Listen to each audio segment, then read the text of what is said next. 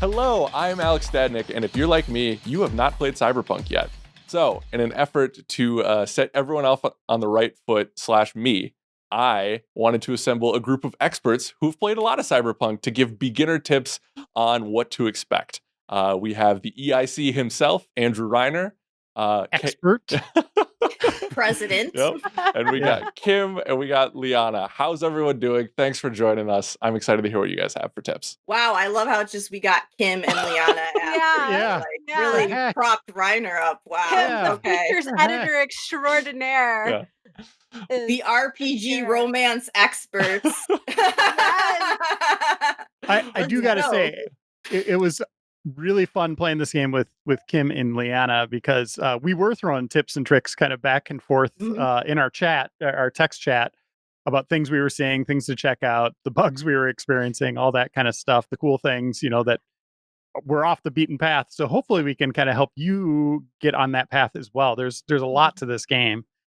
Tons of things to dive into. It's overwhelming from the outset. So maybe we can make it a little less so with just some starter tips. I would love that very much. And Liana, do you want to kick things off? Yeah, let's do it. First, the one thing I would say is be comfortable being uncomfortable. Like this game throws you into Night City with little to no preamble, and it throws a bunch of side quests at you all at once. And for people that may not be like super comfy with open world RPGs, that could be very overwhelming at first. But trust me, the way the pacing goes, once you start getting like your bearings, it is a very low pressure game. Like it sections out the quests and like gigs, and then you have car quests, and it sections it out so you can kind of prioritize a little bit better instead of feeling like you have to do everything all at once. And it's nice too because the game, I feel like, that's something we all agree on, is that the true game shines through the side quests, not the main campaign, even though the main campaign is very good. So, take your time with them. Don't see it as a chore. Have fun with them. You can pretty much tell which one is more important, which one's not. But yeah, like get comfortable. Know that at first you're gonna feel like you don't know what you're doing, and that's intentional. And it does naturally get better. Just keep playing and do what feels right to you in your playthrough, and you're doing it right. I promise. For sure. Yeah, kind of in that same breath, I would say, just do a story mission, do a couple story missions, and then just start exploring the city. One thing you're going to see is you're going to see question marks pop up on your map with key location, like inside of a building, and you got to kind of figure out how to get in there. That could be a low level zone, a moderate zone, or very high, as they call it in the game, which means if you go in there very high at the outset of play, or even mid level play, you could get one hit killed and get annihilated by one person, and there's maybe 15 in there. Oh, wow. So what I would recommend doing is anytime you see a question mark, make a manual save at that spot before you start exploring it.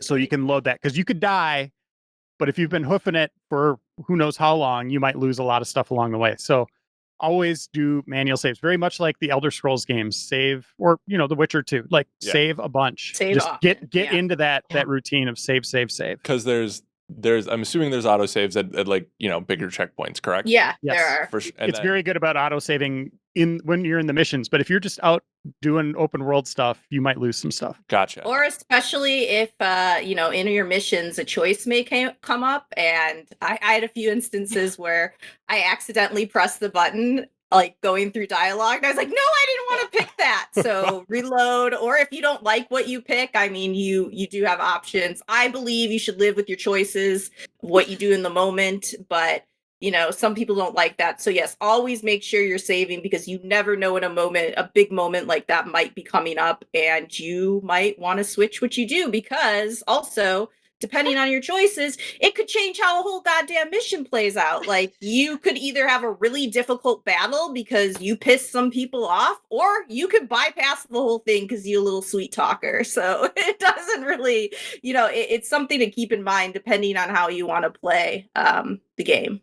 For sure. That's a really good point, because remember, I lost there was a glitch and I lost a little bit of time, and I went back and I was like, oh my God, you could save that person? Like, I thought it was like written into the story. There's a lot of variations, and that's kind of where the game shines too, is you won't even realize how many variations there are until you start talking to somebody else who played the game, and you're like, wait, your mission played out that way?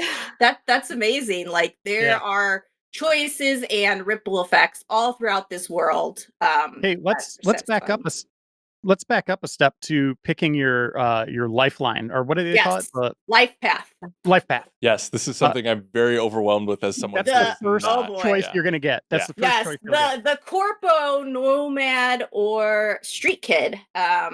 I think we've all seen different variations. When I did our cover story, I played as a street kid. This time I played as a corpo, and I was impressed with just I want people to go into this knowing like this decision isn't going to be like this far-reaching thing. You'll have extra dialogue options depending on it. Certain missions might pop up depending on your life path, but what it really comes down to is your relationship with your kind of big sidekick, Jackie. And so when I first played the game as the street kid, he screwed me over, and I was a little pissed about that.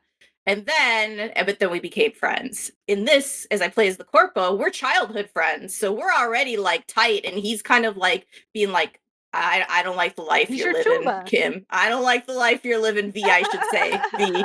You gotta get out of this corpo stuff. You gotta do what's right for you." And then I know Liana and Reiner both tried some of the Nomad. Yeah. Yeah. Yep. And that's like you're like this lone dog, and the Nomads are all about family. So you kind of have a different like situation when you start, correct? The people see you differently in the world. Yeah. Like when I did a press demo before, it was Nomad, or Nomad, and then was supposed to go Street Kid this time, Hmm. and then my game crashed, and then I went back to Corpo. Corpo's my favorite. Like I don't know, like Corpo is kind of like an underrated badass. Like I expected to hate the corporal path. I did too, right? Everybody know Kim Wallace loves an underdog story, which is why I did Street Kid when I played it for the very first time when we did the cover story. And I was like, the corpo's the one I'm least interested in. I don't like having like any ties to, Same page.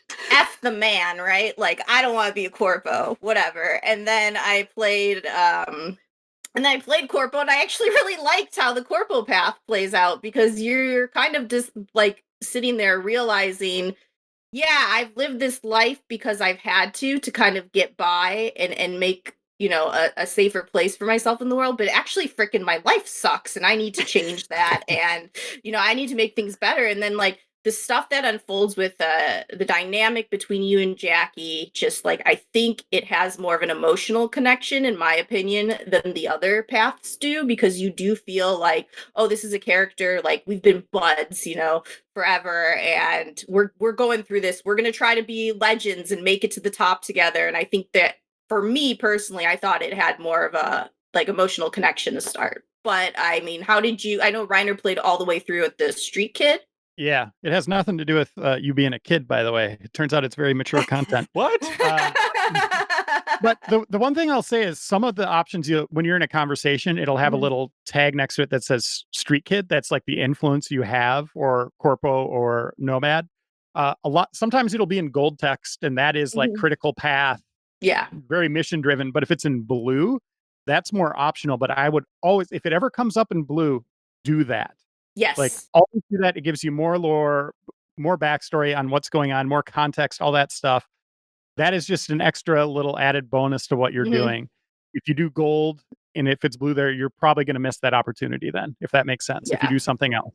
So if you ever see it in blue, always do that. Okay. Interesting. Yeah. What about weapons? I know one of the things coming in this game is that there's a lot to choose from. So I'd be curious to get your take on what people just starting out should really focus on, Mr. Reiner. Yeah. Any weapon that has an Overwatch name, use it. Yes. Overwatch is one of the weapons that rocks, and then Widowmaker. Oh, that's so cool. Yeah. Yep. We were all on the same page there. I love that. I love that they did that. That was great. I think it's finding what you like a gun that complements your play style. Like I like the shotgun because I like to get up in people's faces and be like, "Hey, pop, goodbye," because they just they ricochet off, and it's so satisfying. But also, I ended up towards the end of the game really liking those sniper rifles to do like attacks from afar. That even I played really stealthy though, so I experimented when I could. But and the katana. Oh, we didn't talk about the melee weapons. The katana is so freaking fun. Once I got that, I was like, I texted these two immediately. I'm like, the katana's awesome. It changed everything for me.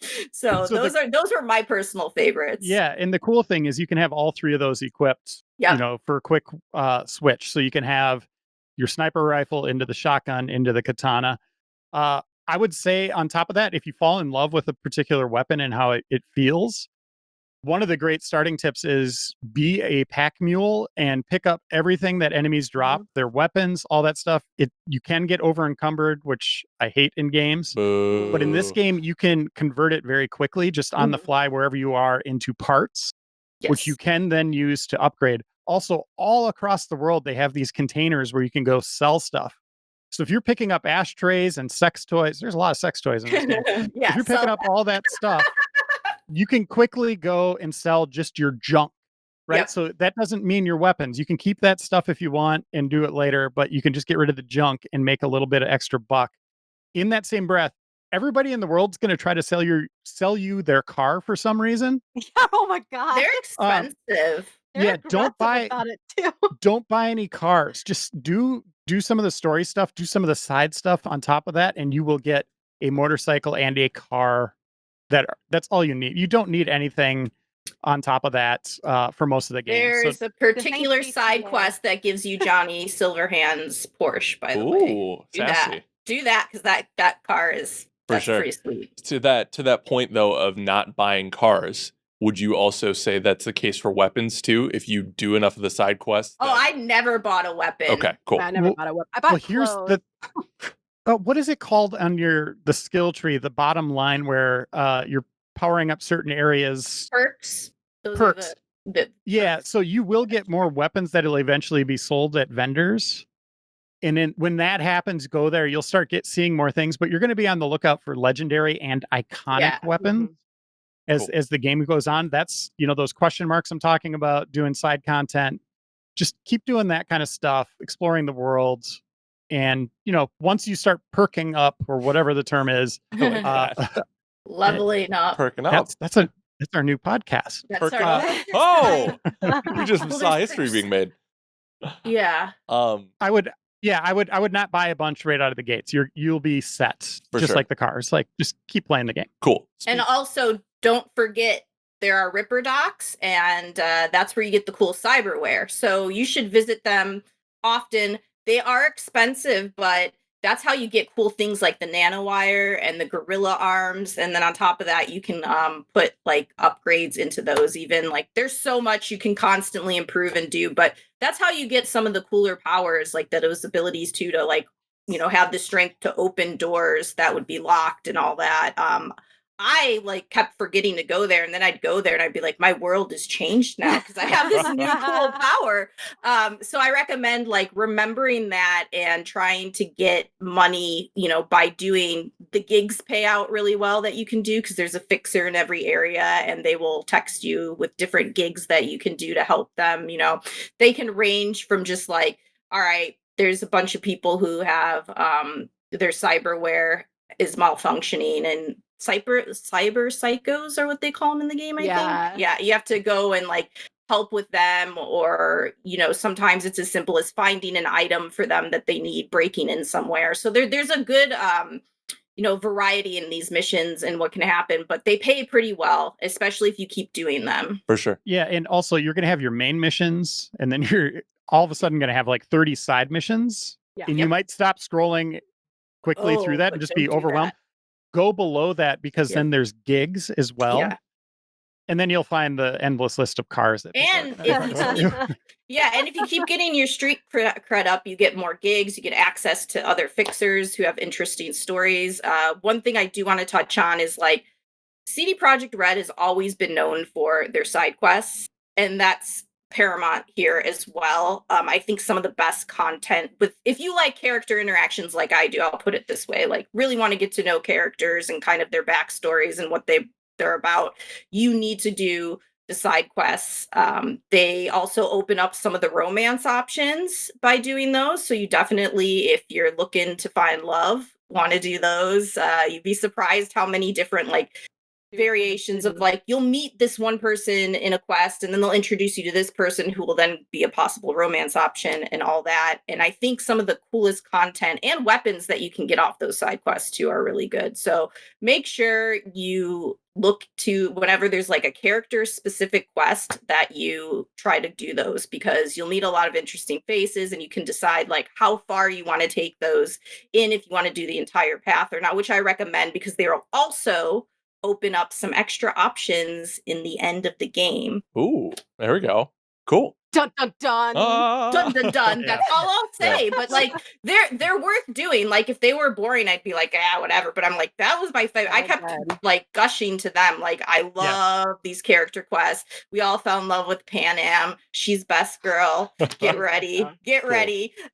There's a lot of cool characters. She chose me. Yeah, we can't get her. We can't get her, but Reiner banged her like really easily. Quickly. Salty. Yeah. Reiner's smooth like that. What are you gonna do? Quickly, before we wrap up, I want one concise tip from all of you that we haven't covered before You're we say asking me to be concise. I know it's difficult, but we can do it. I know we can. Okay. So, Liana, would you like to start? I would say that a lot of times in RPGs, it's really easy to kind of allocate your skill points and things like that. Don't do what I did and try to be a jack of all trades, master of none, because then you will be in a position where you can't do anything, and it sucks. Just go in looking at the different play styles, like the solo, netrunner, stuff like that, and decide what you want your strength to be. Focus on that, and then you can spread out later. Beautiful. Reiner? When you do find those weapons, like seriously, level them up. I told you to dismantle them, but use those parts to level up the guns you really like. It's not just like you're getting a +1, damage when you level up. It's like a +40 or, it's significant and it costs a lot of parts to upgrade them, but focus on that. If you really fall in love with a gun, focus on that. Cool. And then the one, the only, the features editor supreme, K-Star, what is your final tip? I think you need to remember this game is about freedom and being able to do what you want when you want to do. And there are going to be a lot of things being thrown at you, which can be overwhelming and going to be like, I should do this, I should do that. It is sensory overload all the time. I'm just going to say, have your journey the way that you want to. Don't get too caught up in, oh my gosh, I haven't done this car quest or whatever. Go where your heart tells you to go. Spend some time just walking through the world. There's like a lot of really interesting things going on. You open up a lot of quests that way. You never know when you're going to stumble into a situation where you're like you'll have an interesting conversation. Like I personally caught an argument between a husband and a wife when he caught her, he was caught in the sex district. So there's cool little things like that. And there's also side quests that open up for those. Just like I said, remember that the game really wants you to play how you want to play. And it's very easy to get caught up in play this way, play that way, play your way. Phone everything. Well, you could do that. Or you could start, I got in a relationship and I'm happy about it. I'll just put it like that. Hey, play how you want. It's a beautiful thing. Play how you want. Yeah. Thank you three for giving us your tips. I really appreciate it. I'm sure the community does too. If you have other questions or want other tips, let us know in the comments below, and maybe we can do another one of these or find a new way to get some information to you. But thank you for joining us.